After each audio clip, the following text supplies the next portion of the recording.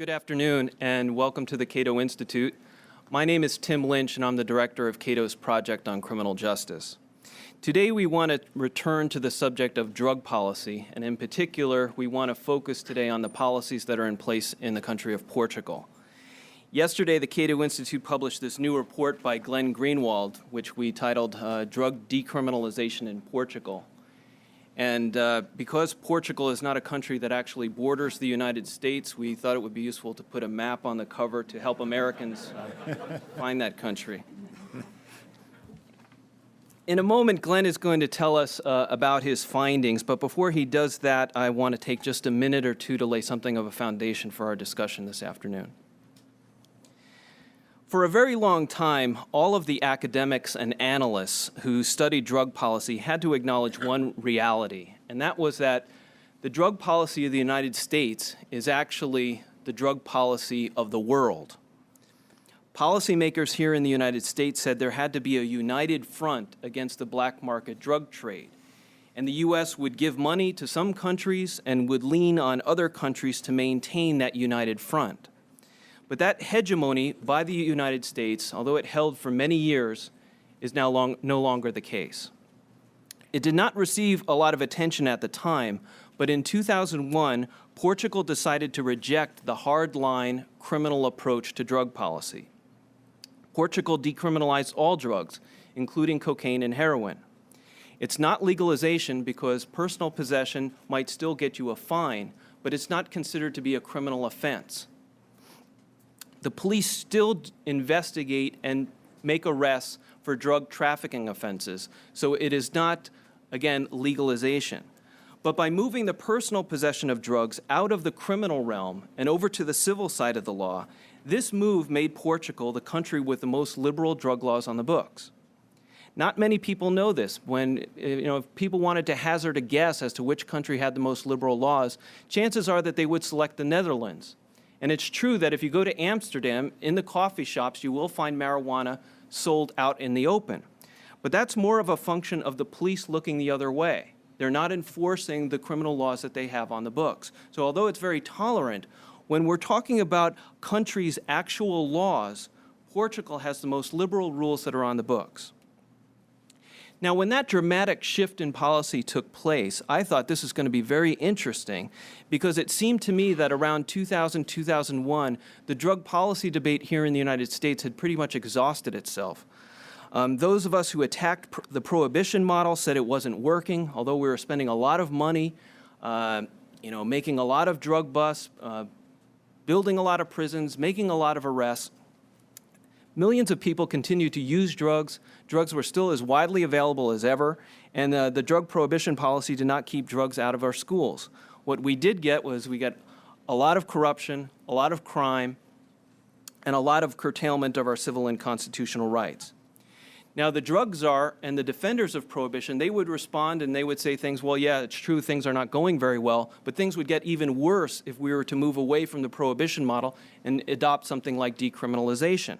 They said drug use might spike, there would be a public health crisis, and then it would be too late to turn back. So the feeling was that the moving away from the prohibition model was just too risky. It was something that we couldn't do. So it's no surprise that many people predicted that when Portugal made its decriminalization move, they predicted that that country would deeply regret moving in that direction. After a year or two of this policy in place, I waited to see if our drug czar at the time, John Walters, whether he would be pointing at Portugal as a reason why the United States and other countries needed to maintain the hardline criminal approach to drugs. But he never seemed to mention Portugal. And as the years passed, I began to suspect that Portugal might be a success story that he wanted to keep quiet. Well, with Glenn Greenwald's research findings, we at the Cato Institute want to make sure that this success story does get told. Before we turn to the details of the Portuguese policy and what the effects have been, I also want to very briefly mention how the overall political climate is shifting in this area. There's mounting sentiment in other countries, again, to move away from the prohibition approach. And I just want to rattle off a few newspaper headlines that have been in my files over the past year or two. One headline read, not too long ago, Canadian government tries anew to decriminalize marijuana. Another headline, Argentine president calls for decriminalization of drug use. Another one, Swiss voters back legalized heroin. And just a few weeks ago, 3 former heads of states, presidents of Mexico, Brazil, and Colombia, blasted the U.S. prohibition approach and called for a reexamination of that policy. Here in the United States, the political climate is also changing. Let me give you a few examples of that. In November, voters in Massachusetts approved a ballot initiative that decriminalized marijuana in that state. In New York, lawmakers are suddenly revisiting and discarding the Rockefeller drug laws that have been in place since the 1970s. These are draconian mandatory minimum sentences that are placed on nonviolent drug offenders, talking about 10, 15, 20-year sentences that the lawmakers in that state are suddenly moving away from. The new Attorney General, Eric Holder, recently announced that the Obama administration is going to stop DEA drug raids in California and the 12 other states that have made marijuana legal for medical purposes. And Senator Jim Webb has been in the news a lot lately. He's a Democrat from Virginia, and he's called for a national commission to take a top-to-bottom review of the entire American criminal justice system. And he's made it clear that that includes a reexamination of America's drug laws. And in just the past 3 weeks, columnists and pundits have been speaking out on this subject. Eugene Robinson in the Washington Post, Clarence Page in the Chicago Tribune, Jack Cafferty on CNN, Joel Klein in Time Magazine. On the right, Dennis Prager and Pat Buchanan. All of these people say it's time to rethink prohibition. So the point is that up until very recently, you see, drug reformers have been trying to move policy kind of against the political winds. But very lately, it seems as if these political winds are shifting and they're now at the backs of drug reformers. So I think that this particular study that we're releasing could not be better timed. So with that background in mind, let's turn now to our guest speakers. But before I do that, I just want to take just a moment to ask those of you who came with cell phones, would you please double check, make sure that they are turned off as a courtesy to both of our speakers.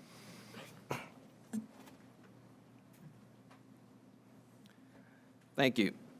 Our featured speaker today is Glenn Greenwald. Glenn came on the political and public policy scene about 7 years ago. Before that, he was a successful attorney practicing law in New York, but he became alarmed by the way in which the Bush administration was rationalizing away constitutional safeguards in the name of fighting terrorism. He started his own blog, and in a remarkably short period of time, his blog acquired a huge following, that following just continues to grow. You can find his blog posts over at salon.com. Glenn has also authored several best-selling books. In 2006, it was How Would a Patriot Act? In 2008, he published a book called A Tragic Legacy, How a Good versus Evil Mentality Destroyed the Bush Presidency. And last year, he published Great American Hypocrites. And all of these books have been very, very popular. He's really established himself as a principled defender of the Constitution and civil liberties, regardless of which party controls the White House and the Congress. And he was in New York just a few days ago where he was given an award for his independent journalism.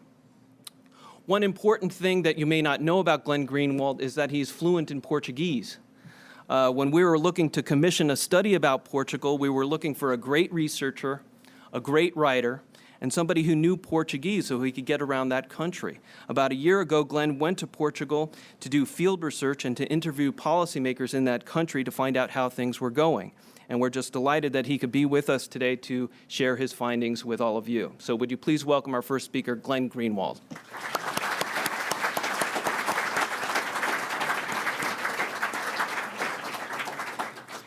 Thank you very much for coming today, and thank you to the Cato Institute for sponsoring and enabling this report and this event, and thank you particularly to Tim Lynch, who really played an instrumental role in conceiving of the idea for the report and in helping to improve the manuscript and continuously offered helpful ideas and all sorts of challenges. It's interesting that when Tim first suggested to me the idea of examining the effects of decriminalization in Portugal, although I was, I'd say, fairly intensely interested in the idea of drug policy and drug policy reform, I hadn't actually been aware I was embarrassed to realize that Portugal had been a country that lived under a decriminalization scheme, a full-scale decriminalization scheme, for almost 7 years. Although my embarrassment was somewhat diminished as I began talking even to drug policy experts in the United States who also were, if not entirely unaware, virtually so, that there was a country within the EU that had enacted a decriminalization framework, and that 7 years had elapsed, and there was an opportunity to study, not in a speculative sense, but in an empirical sense, what the effects of that would be. And I'm still surprised, actually, that the episode of decriminalization in Portugal is something that has been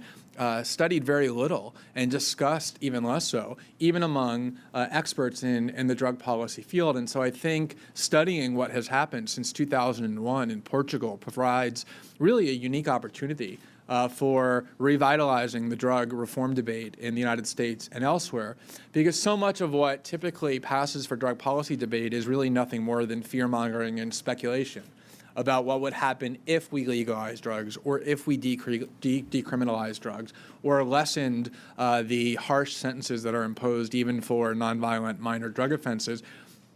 Looking at what happened in Portugal enables us to get away from the realm of speculation and fear-mongering as well, and I think provides a uniquely valuable opportunity in that regard. Also, I do think that this is an ideal moment to talk about and to examine what has happened in Portugal. Tim mentioned some of the events just recently that reflect the fact that there's far greater openness to discussing drug policy issues, certainly than ever before in the United States. And I think part of that was catalyzed quite recently when the White House, as it typically does, pretended to be interested in great grassroots input into the kinds of questions that the president is supposed to answer and encourage people online to vote for what they consider to be the most important questions. And in virtually every field, questions about whether legalization of marijuana or drug policy reform should be pursued rose to the top of the charts. And I think, though, Obama's response disappointed a lot of people.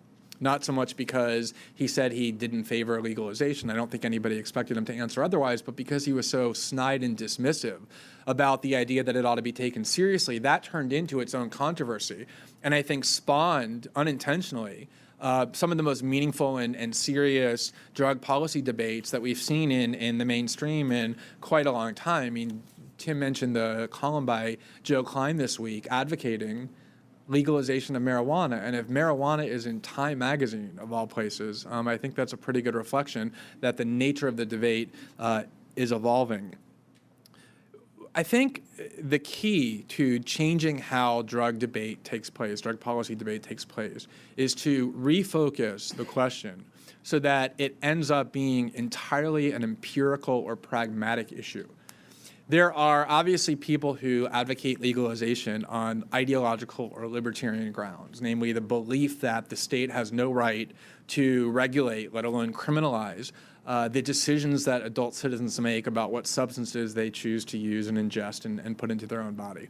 And if you believe in that ideological principle, it doesn't much matter what the pragmatic outcome of legalization will be. You just believe that drug laws that criminalize usage are inherently illegitimate, and you're likely already an opponent of the criminalization framework. Likewise, if you believe that there is something inherently immoral about drug usage and that it's the responsibility of the state to maintain the stigma against it and for us to come together and collectively declare through the use of our criminal laws or the abuse of our criminal laws this moral judgment that drug usage is wrong. And regardless of the outcome of that policy, it's vital that we maintain that moral decree as a society. It also doesn't much matter what the pragmatic outcome of policy changes will be, because then it becomes a moral question and not an empirical one. But I think largely the debate is driven by assumptions empirically about what is likely to happen if we decriminalize drugs or loosen our criminalization approach. And central to the debate has been this extremely unexamined assumption that if you loosen criminalization laws, let alone decriminalize or legalize, that what is going to happen, inevitably, is that there will be a massive explosion of drug usage, and that drugs will start to play a much greater role in every aspect of our society. And what that assumption does is it means that anytime there's a discussion of anything having to do with drugs that's negative